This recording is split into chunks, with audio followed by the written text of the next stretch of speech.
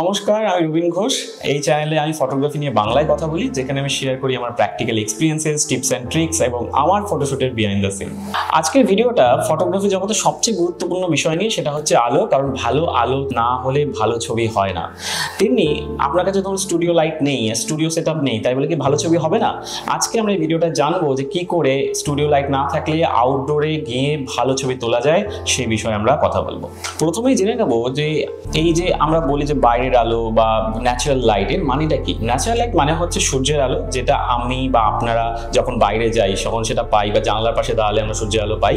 এটা অনেক সময় হার্ড বা সফট হতে পারে, সেটা ডিপেন্ড করছে যে কোন ওয়েদার কন্ডিশনে আমরা শ্যুট করছি এবং মানে দিনের বেলা কোন সময়টা আমরা শ্যুট করছি।